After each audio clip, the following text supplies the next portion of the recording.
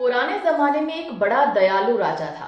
वो हमेशा प्रजा के दुख सुख का ख्याल रखता और उन्हें कोई तकलीफ नहीं होने देता था।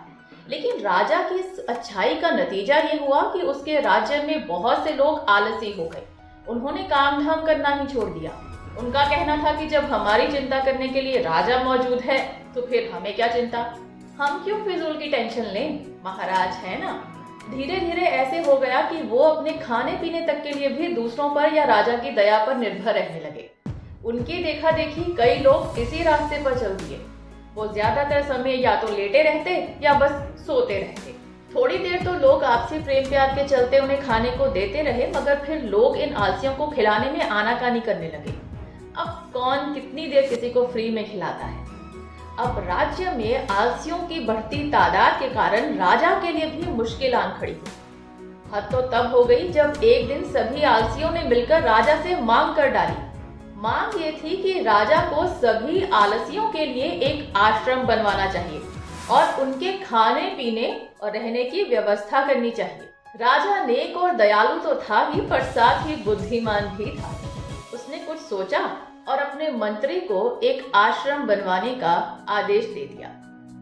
आश्रम तैयार होने पर सभी आलसी वहां जाकर रहने लगे। वो वहीं फ्री में खाते और आराम से पैर पसार कर सोते रहते। एक दिन राजा अपने मंत्री और कुछ सिपाहियों के साथ वहां गया और उसने एक सिपाही से कहा, आश्रम में आग लगा दो। सिपाही हैरान, पर राजा की आज्ञा थी, सो उसने आश्रम में आग लगा दी।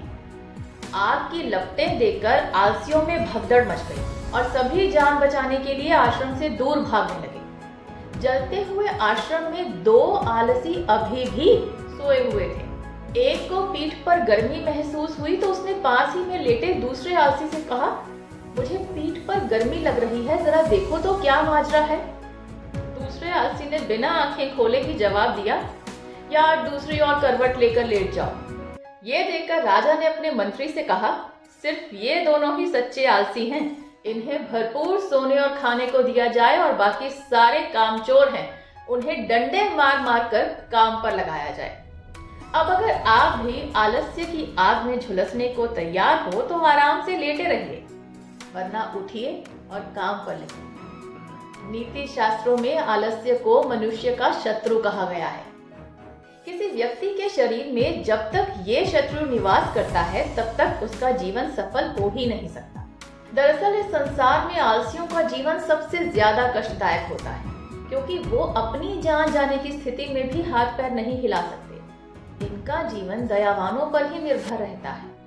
उनके बिना आलसी अपने जीवन की रक्षा के लिए भी नहीं उठ सकते, तो वो किसी और की रक्षा क्या करेंगे।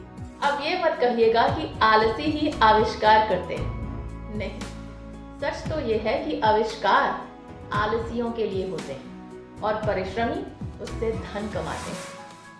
फैसला आपको करना है, आलसी बन गुलाम बने रहना है या परिश्रम कर आजादी का अनुभव करना है।